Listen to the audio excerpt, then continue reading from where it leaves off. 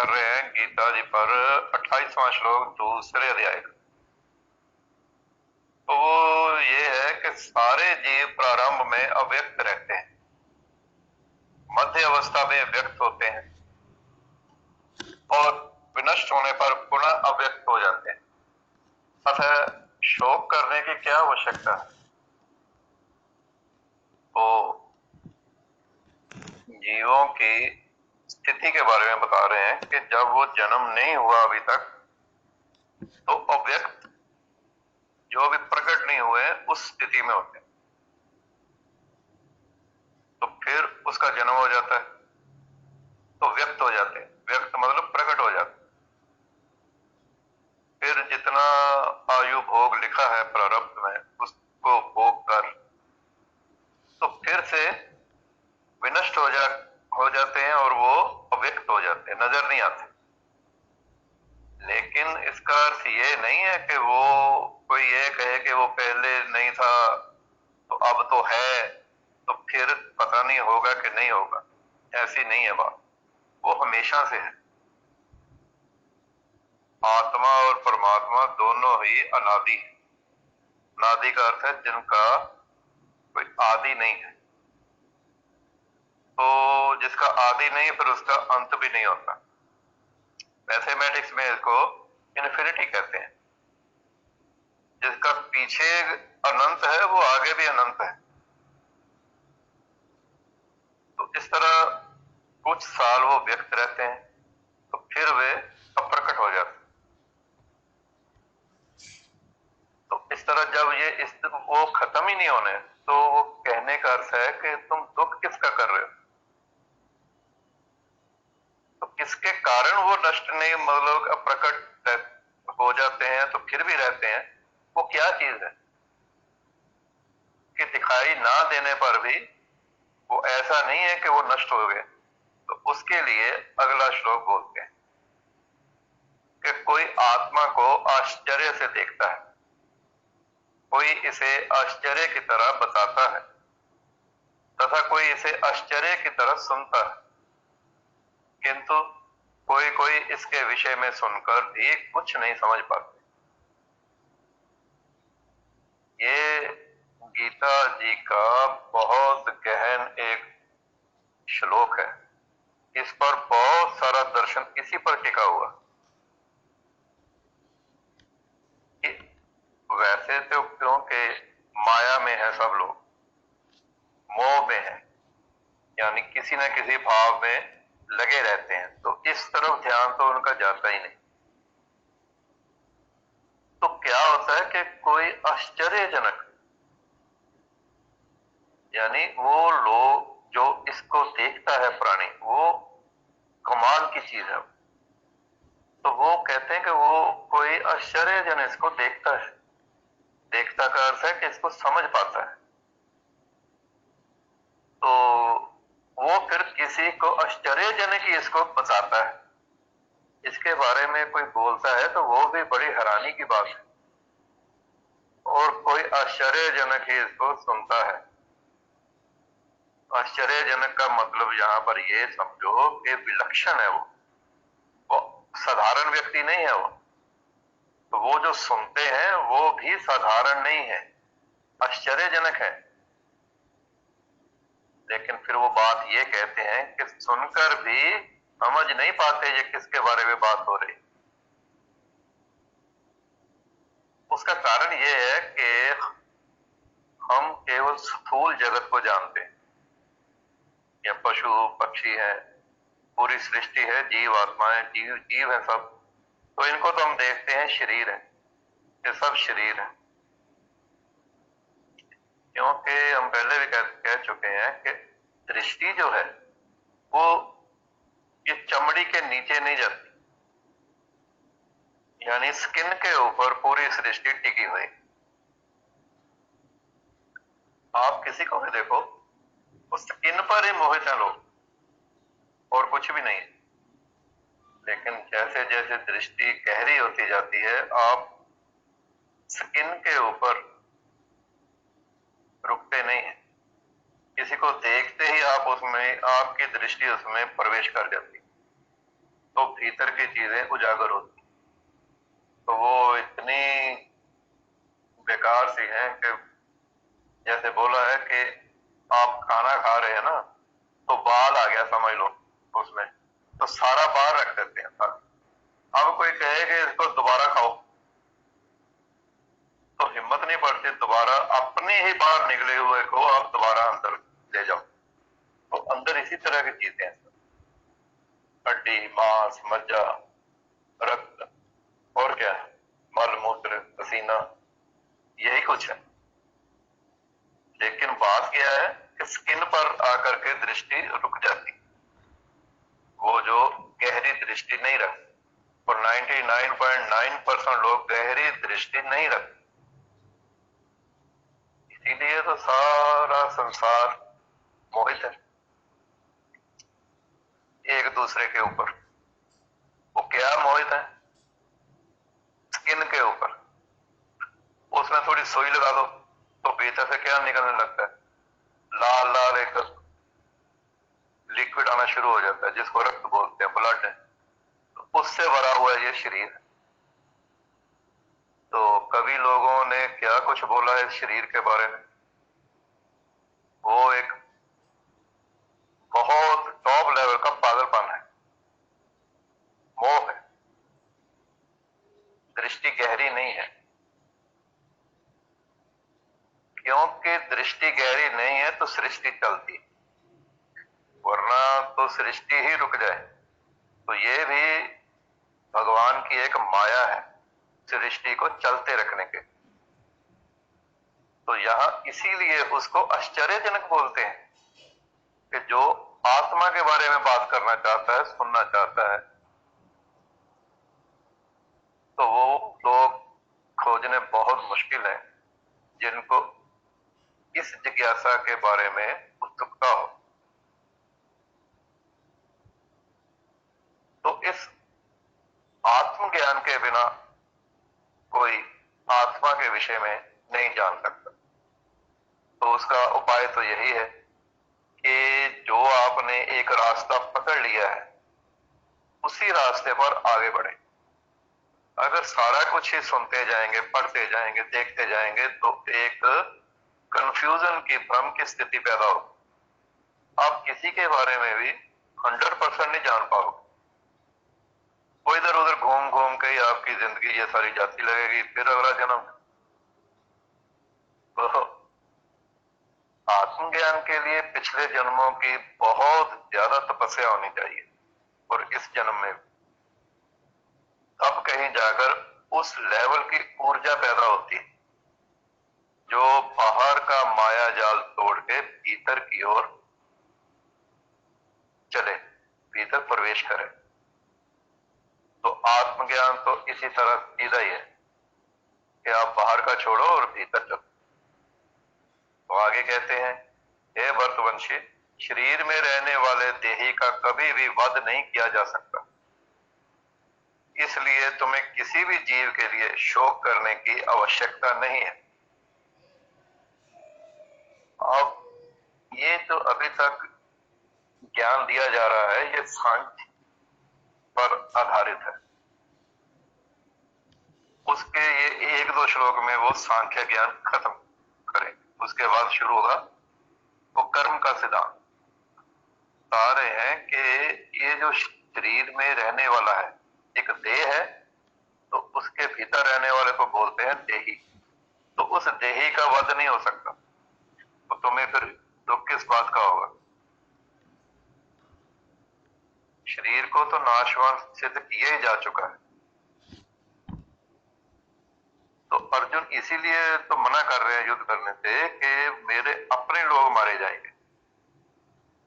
भीष्म है, द्रोण है, कृपाचार्य है, सभी भाई बंधु सब है, वो सभी मारे जाएंगे। वो शरीरों के लेवल पर, शरीरों के तल पर सोच रहा है। तो वो उनको भीतर लेकर जा रहे हैं कि शरीर नहीं है सामने, वो अंदर जो बैठा है वो उसका वध ही नहीं हो सकता, क्योंकि वो भौतिक वस्तु नहीं है। जैसे पिछली बार भी बोला था कि समझ लो कि बिजली का वध नहीं हो सकता, ऊर्जा को आप मार नहीं सकते, उसको रूपांतरित कर सकते, मार नहीं सकते। क्यों? क्योंकि वो भौतिक चीज नहीं है, वो ऊर्जा का लेवल है। ये आत्मा को वैसे ही उसके साथ नहीं लगता है, लेकिन समझने के लिए, जैसे आप बिजली का काम देख रहे हो तो आप सोचो कि मैं तार काट दूंगा तो बिजली का वध हो जाएगा। तो तार काटना इतना ही है कि जितना ये शरीर का अंत होता है। इसका अर्थ ये नहीं कि पीछे बिजली खत्म हो गई है उसकी, वो तो ये तार उसको धारण करने में अब सक्षम नहीं है।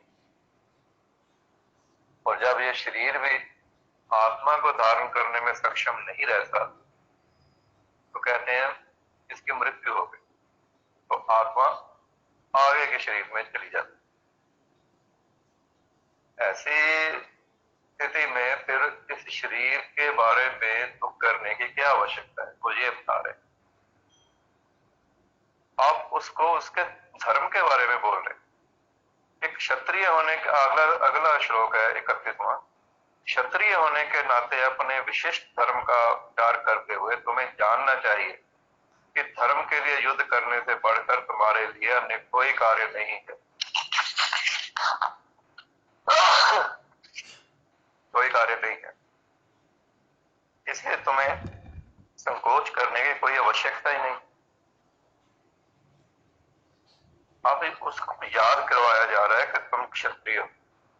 और क्षत्रिय का अर्थ यह है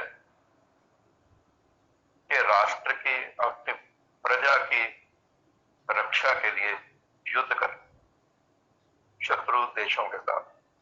तो उसमें वो उसका एक कर्तव्य है, ये ड्यूटी है उसकी। तो वो याद करवाने कि तुम क्षत्रिय हो, तो तुम्हारा विशिष्ट धर्म यही है। विशिष्ट का अर्थ होता है स्पेशल, विशेष। तो विशेष धर्म तो ये है कि अपने कर्तव्य का पालन करो और राष्ट्र पर आए हुए संकट को दूर करने के लिए युद्ध करो। और ये युद्ध जो तुम्हें मिल गया है तुम्हारे भाग्य से, ये तो तुम्हारे लिए बहुत बड़ी बात है। क्योंकि एक योद्धा के लिए युद्ध यज्ञ के समान है, यज्ञ है। तो धर्म के लिए युद्ध करने से बढ़कर तुम्हारे लिए अन्य कोई कार्य नहीं। तो तुम्हें संकोच करने की कोई जरूरत। संकोच किस बात का है कि मैं अपनों को कैसे मारूं, इसी में उनको हेजिटेशन, संकोच है कि अपने सारे खड़े हैं और उनको कैसे मार दिया जाए।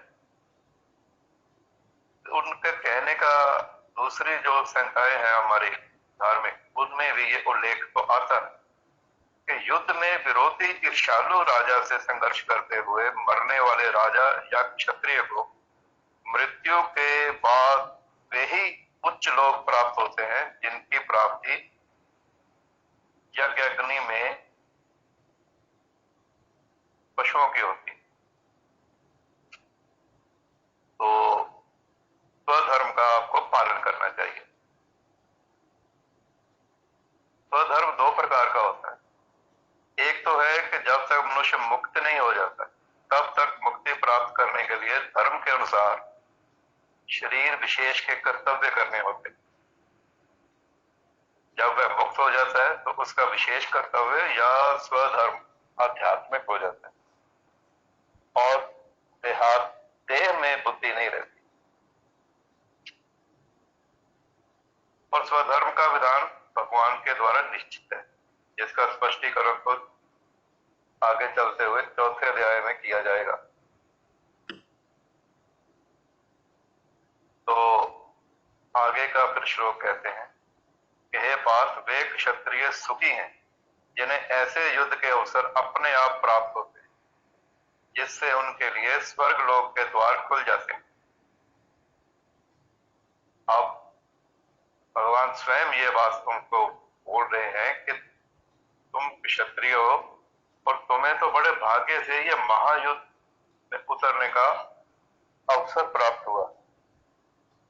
अब इसमें अगर तुम पीठ दिखाते हो तो फिर तुम्हारे योद्धा होने का अर्थ ही क्या है? और अगर तुम इससे भागते हो तो नरक में शाश्वत वास करना। लगातार नरकम ही भोगना पड़ेगा। वह अपने स्वधर्म के आचरण में अहिंसक बनना चाह रहे हैं कि मैं युद्ध नहीं करूंगा, मारूंगा नहीं किसी को। लेकिन कोई क्षत्रिय इस तरह की बातें करे कि युद्ध में खड़ा होकर के वो अहिंसा की बातें करे, तो वो इससे मूर्खता बड़ी और कोई हो नहीं सकती। क्षत्रिय का तो धर्म है कि सभी क्लेशों से नागरिकों की रक्षा करे।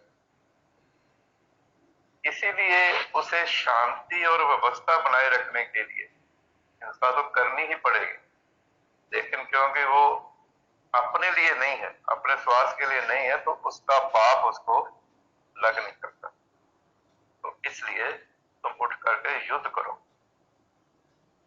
और फिर कहते हैं किंतु यदि तुम युद्ध करने के स्वधर्म को संपन्न नहीं करते तो तुम्हें निश्चित रूप से अपने कर्तव्य की अपेक्षा करने का पाप लगेगा और तुम योद्धा के रूप में अपना यश खो दोगे। अर्जुन बहुत विख्यात योद्धा है। उन्होंने इंद्र, शंकर भगवान, देवताओं से युद्ध करके ये यश अर्जित कर दिया है। क्योंकि शिकारी के वेश में शिवजी से युद्ध करने उसने हराकर अर्जुन ने उन्हें प्रसन्न किया था और उनसे पशुपात अस्त्र मिला था।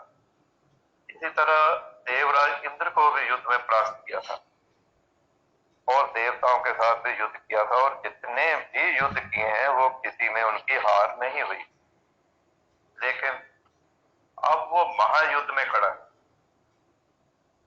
पहले जितने युद्ध किए हैं वो उनके एक से एक का होता, अब ये पूरे संसार का युद्ध है, तो इसमें वो भागने की सोच रहे हैं। तो वो कह रहे हैं कि अगर तुम इस वक्त भागते हो तो तुम योद्धा के रूप में जो इतनी कीर्ति तुमने अर्जित कर रखी है वो तुम्हारी जाती रहेगी, उसका कोई फायदा नहीं होगा, तुम उससे विहीन हो जाओगे। क्यों? क्योंकि अगला श्लोक है, लोग सदैव तुम्हारे अपयश का वर्णन करेंगे और सम्मानित व्यक्ति के लिए अपयश से मृत्यु भी कम है। सम्मानित व्यक्ति के लिए अपयश तो मृत्यु से भी बढ़कर है। तो अब उन्होंने एक फैसला ही जैसे दे देते हैं। गुरु है, उनके मित्र हैं, शुभ चिंतक है भगवान कृष्ण। तो वो कहते हैं, अर्जुन यदि तुम युद्ध प्रारंभ होने से पूर्व ही युद्ध भूमि को छोड़ दोगे तो लोग तुम्हें तो कायर ही कहेंगे, और यदि तुम सोचते हो कि लोग गाली देते रहे किंतु तुम युद्ध भूमि से भागकर अपनी जान बचा लोगे, तो भाई इसमें ये बात समझ लो कि युद्ध में मर जाना ही अच्छा होगा। अब उनको ये तो नहीं है ना कि जीतना ही जीतना है, हार भी सकते हैं, मर भी सकते हैं। तो वो कहते हैं भागने से तो अच्छा है तुम मर ही जाए, तेरे लिए मर जाना श्रेयस्कर है। तुम जैसे सम्मानित व्यक्ति के लिए अपकीर्ति मृत्यु से भी बुरी है, तो तुम्हें प्राण भय से भागना नहीं चाहिए, युद्ध में मर जाना ही अच्छा। तो अपना कर्तव्य पालन करते हुए मर जाना भी बेहतर, भागने से तो बेहतर। इससे तुम मेरी मित्रता का भी दुरुपयोग करने और समाज में प्रतिष्ठा होने के अपयश से बच जाओगे अगर युद्ध करोगे। तो उनका निर्णय ये है कि अर्जुन उठ करके युद्ध करो, जो तुम्हारा धर्म है। तो 35वां श्लोक बोलते हैं आगे, जिन जिन महान योद्धाओं ने तुम्हारे नाम तथा यश को सम्मान दिया है वे सोचेंगे कि तुमने डर के मारे युद्ध भूमि छोड़ दी और इस तरह वे तुम्हें तुच्छ मानेंगे। अब उनको वो बता रहे हैं कि देखो, जिन जिन लोगों ने तुम्हें इतना सम्मान दिया है, इज्जत दी है कि तुम बहुत बड़े योद्धा हो, तो इस तरह जब भागोगे तो वो तुम्हारे बारे में क्या सोचेंगे? तुम्हारे जो अपने समकालीन है, ये दुर्योधन है ये करण है जो तुमसे ईर्ष्या रखते हैं, द्वेष रखते हैं, वो तो यही कहेंगे कि तुमने अपने भाइयों और पितामह पर दया करके युद्ध भूमि नहीं छोड़ी है, तुम कायर हो, तुम भाग गए। वो कहेंगे कि प्राणों के भय से तुम भाग रहे कि कहीं मर न जाओ। तो कृष्ण जी कह रहे हैं कि तेरा धर्म ही ये है कि युद्ध करना है, तुम क्षत्रिय हो, अपने कर्तव्य से भाग नहीं सकते। भागोगे तो जिन लोगों की नजरों में तुम इतने सम्मानित हो, उनकी नजरों से गिर जाओ।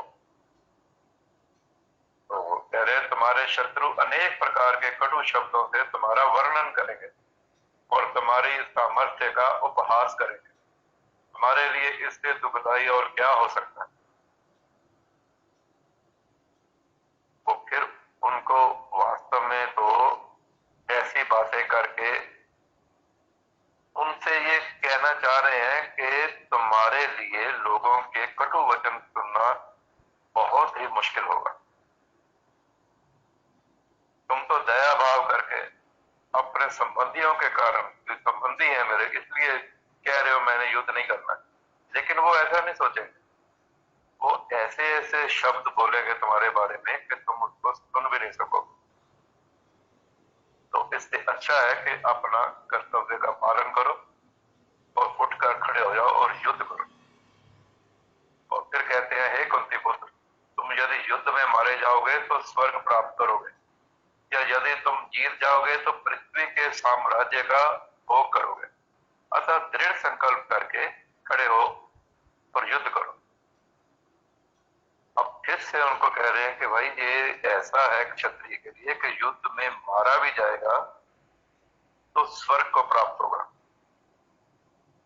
और अगर तुम जीत गए तो पूरी ये पृथ्वी तुम्हारे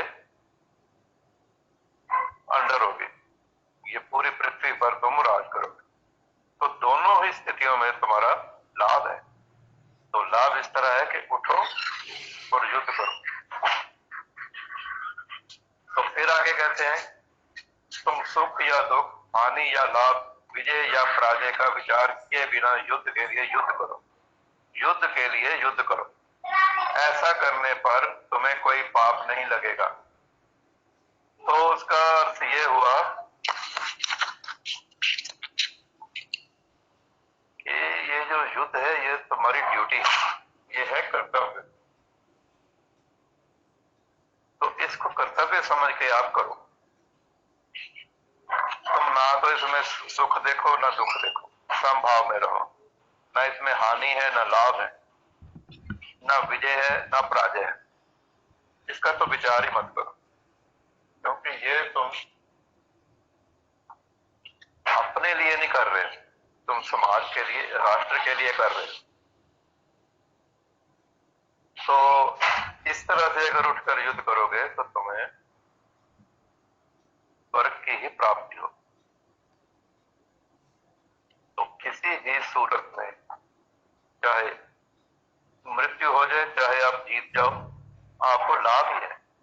तो यही बात उनको बार बार वो समझाते हैं।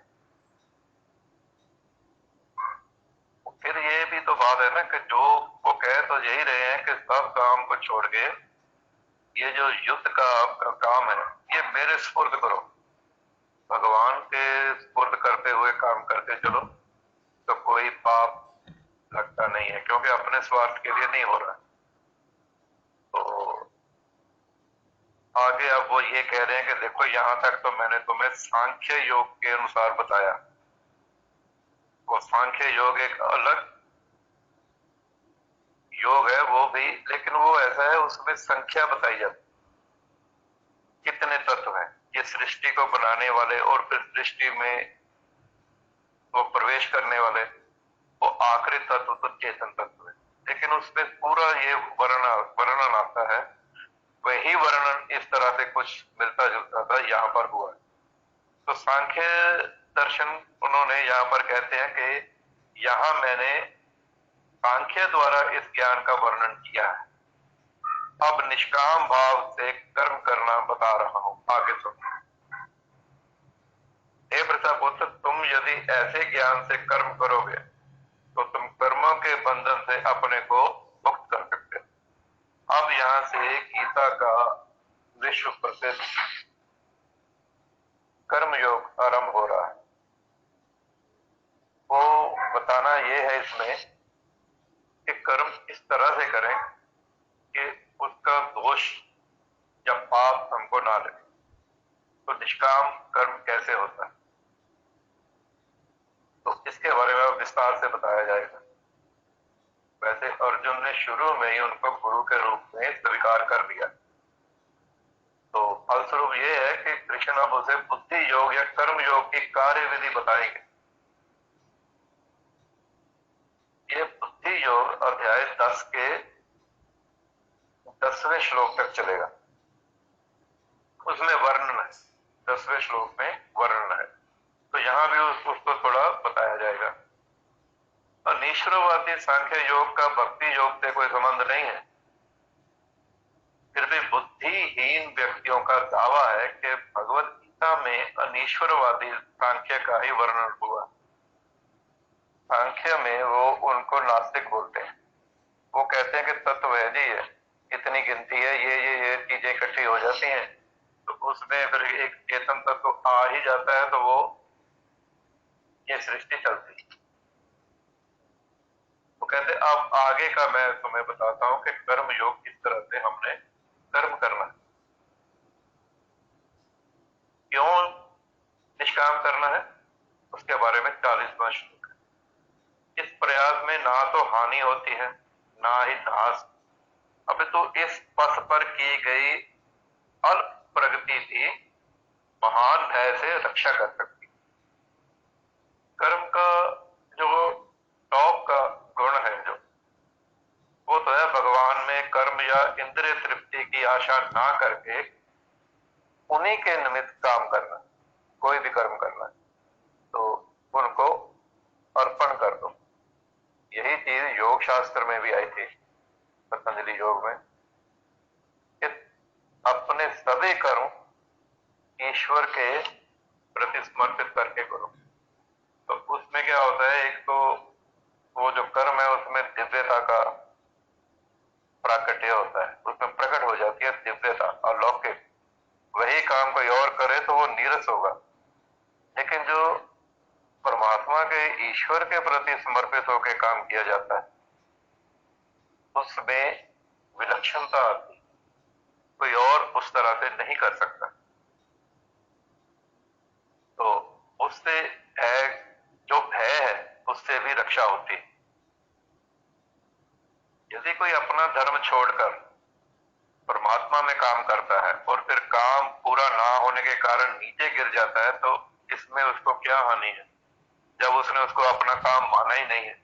वो तो ईश्वर के समर्पित होकर हो रहा है, तो उसमें अगर विजय नहीं भी मिलती तो भी वो मनुष्य को कोई हानि नहीं करता, क्योंकि वो ऊर्जा लेस होती नहीं, वो नेगेटिव नहीं होता, वो डाउन नहीं होता, वो दोबारा से उठ के खड़ा हो जाता है, क्योंकि ईश्वर के प्रति जो उसका भाव है वो इतनी ऊर्जा उसमें भरता है कि वो नीचे गिरता ही नहीं, वो दोबारा फिर उठ के उतना ही प्रयत्न फिर करता है, और तब तक करता है जब तक वो जीत नहीं जाता। तो फिर कहते हैं जो इस मार्ग पर चलते हैं वे प्रयोजन में दृढ़ रहते हैं और उनका लक्ष्य भी एक होता है। हे गुरुनंदन, जो दृढ़ प्रतिज्ञ नहीं है उनकी बुद्धि अनेक शाखाओं में विभक्त रहती। वो क्या है कि कोई भी कार्य शुरू करते हैं तो एक डिटर्मिनेशन चाहिए, दृढ़ संकल्प कि ये काम करना ही करना है। तो ऐसी जो डिटर्मिनेशन होती है वो काम को सिद्ध करती है। तो उनका लक्ष्य एक ही होता है, जिनका संकल्प है वो संकल्प एक पर ही होता है। लेकिन जो दृढ़ प्रतिज्ञ नहीं है, जिनकी विल पावर नहीं है, वो एक ही समय में अलग अलग कई विषयों के ऊपर अपनी ऊर्जा का नाश करते हैं। क्योंकि एक लक्ष्य नहीं है तो ऊर्जा उसको प्राप्त नहीं कर पाती और वो पराजय का सामना करते हैं। लेकिन जो बता रहे हैं कि जो दृढ़ प्रतिज्ञ हैं, जिन्होंने एक ही और अपना निशाना सारा लगा रखा, ठीक उसी प्रकार जैसे लेंस के द्वारा सूर्य की रोशनी हम कागज पर डालते हैं तो उसमें आग लगा देते हैं, वरना सूर्य की रोशनी सब जगह है तो कहीं आग नहीं लगती। तो ये जो दृढ़ प्रतिज्ञा के बारे में बोल रहे हैं वो वही है कि एक लक्ष्य के ऊपर आपने दृढ़ हो जाना, ये मैंने लक्ष्य प्राप्त करना है, तो वो सारी ऊर्जा आपकी उसी तरफ बहती है और जो बाहर भी फैली हुई ऊर्जा है वो भी इसमें सहयोग करती है और लक्ष्य को आप विन कर लेते और आप भी प्रसन्न होते हैं, आपके जो गुरुजन है वो भी प्रसन्न होते हैं, तो ईश्वर तो प्रसन्न ही प्रसन्न। गुरु की जो तुष्टि है उससे तो भगवान भी प्रसन्न होते हैं। यहाँ वो कह रहे हैं कि गुरु प्रसन्न हो जाता है तो समझ लीजिए कि परमात्मा भी, परमेश्वर भी, ईश्वर भी प्रसन्न हो गया। वो तो प्रसन्न हो ही जाता है, ये तो गुरु को ही प्रसन्न करना मुश्किल होता है। किंतु ये संपूर्ण पद्धति देहात्म बुद्धि से परे सैद्धांतिक रूप में नहीं, व्यवहारिक रूप में तो पूर्ण आत्मज्ञान पर निर्भर करती है। जब तक आत्म ज्ञान नहीं है, एक तरफ आप अपनी ऊर्जा का प्रवाह कर ही नहीं सकते, तो उसके लिए भी फिर वही चीज है, ध्यान योग, ध्यान में उतरना चाहिए, समाधि में उतरना चाहिए, उससे सारी ऊर्जा का बचाव होता है और जो लक्ष्य निर्धारित है उसको आप विन कर लेते हैं। और 43वां श्लोक बोल रहे हैं, अल्प ज्ञानी मनुष्य वेदों के उन अलंकारिक शब्दों के प्रति अत्यधिक आसक्त रखते हैं जो स्वर्ग की प्राप्ति, अच्छे जन्म, शक्ति इत्यादि के लिए विविध काम करने की स्तुति करते हैं। अल्प ज्ञानी, जिनको थोड़ा ज्ञान है लेकिन पूर्ण ज्ञान नहीं, वो क्या करते हैं, वो वेदों के उन हिस्सों के ऊपर अपना ऊर्जा लगाते हैं जो उनको ये आश्वासन देते हैं श्लोक कि स्वर्ग की प्राप्ति होती है, अच्छा जन्म मिलता है, शक्ति मिलती है, तो ये सकाम कर्म होते हैं, तो वो इनके ऊपर अपनी ऊर्जा को लगा देते हैं। तो आत्मज्ञान तक उनका ये सफर पहुंचता नहीं और बिना आत्मज्ञान के ये जो निष्काम योग है, निष्काम कर्म योग है, ये पूर्ण नहीं होता। तो अपने बारे में जानना कि मैं क्या हूं, कहां से आया हूं, किधर जाना है, वो आपको ले जाएगा सीधा परमात्मा की तरफ कि वो क्या है, कहां है और कैसा है। तो आज यहीं तक हम करते हैं। तो यहां तक कोई आपका प्रश्न हो तो आप पूछिए।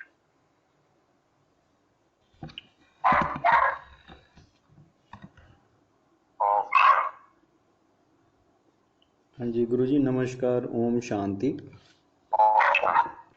हाँ जी गुरुजी, जैसे भगवान श्री कृष्ण अर्जुन जी को बता रहे हैं, उनको बार बार समझा रहे हैं कि उनको युद्ध करना है, तो भौतिक रूप में तो वो अपने रिलेटिव्स को देख रहे हैं। तो जैसे मेरी विनोद जी से भी डिस्कशन हो रही थी, आंतरिक रूप में हमने अपने अंदर किससे युद्ध करना होता है? एक्चुअल में तो हमें अपने अंदर वाली चीज़ों से ही युद्ध करना है, अगर देखा जाए तो। ये जो मन में भाव उठते हैं ना, इन्हीं से युद्ध करना है। भाव, लेकिन इनसे युद्ध करना है, वो जब तक आपको विवेक ख्याति नहीं है, आपको पता नहीं चलेगा कि मेरी कौन सी भावना है जो मेरे को पीछे गिरा रही है। हाँ जी हाँ जी हाँ जी हाँ जी, आप उसको अपना जो सोच रहे हैं वही आपको ठीक लग रहा सर्वश्रेष्ठ लगता है। है। ठीक लगता है। ठीक, क्योंकि जब तक सही को सही, गलत को गलत आप नहीं समझ सकते, तब तक आप क्या कर सकते हो? अगर पता है, ज्ञान है, पूरा विवेक है कि भाई इधर जंगल है और मेरे को रास्ता पता नहीं, तो मैं उसमें जाता ही नहीं। ठीक है। अगर मेरे को पता नहीं कि ये जंगल है, आगे पता नहीं किधर है, मैं ऐसे ही उसमें चला जाता हूँ, तो फिर क्या होगा? ठीक है। तो फिर तो भटकना ही। ठीक है। तो अपने अंदर जो हो रहा है उसको देखना है, क्या हो रहा है। तो वो जो हो रहा है वो तभी देख पाते हैं अगर विवेक ख्याति तक हम पहुंच गए, वरना कौन देखता है? देखते तो बाहर है, भीतर कौन जाता है? भीतर जाने के लिए वही तपस्या चाहिए जो योग शास्त्र में पूर्ण रूप से वर्णन की गई है, अष्टांग योग। उसमें जो कुछ है वो इसी ओर लेके जाएगा। आपके कौन से भाव है जो आपको दुख में ले जाते हैं? ठीक है। तो अगर बीमारी पता है उसका इलाज भी हो जाता है, अगर पता ही नहीं तो वो बीमारी के साथ ही जीना पड़ता है। ठीक है। तो उस बीमारी के जितने दुख है वो सहने पड़े। ठीक। ज्ञान होना बहुत आवश्यक है, ज्ञान ही है जो सब। और अपने बारे में ज्ञान, आत्मज्ञान, आत्मज्ञान पर ही बात हो रही है ना इसमें। तो आत्मज्ञान यही ज्ञान कराता है कि क्या है जो सोच रहे हो, उसमें कौन सी ठीक है कौन सी गलत है, उसका पता चलता है। तो जो यहाँ तक पहुंच जाता है, जिसको ये पता लगना शुरू हो जाता है कि क्या गलत है क्या सही है, तो उसकी विल पावर बड़ी जबरदस्त होती है, वो चुप होती है। तो उसके ऊपर वो फैसला ले लेता है कि मैंने ये काम करना, ये नहीं करना। ओम शांति। ओम शांति। ओम शांति।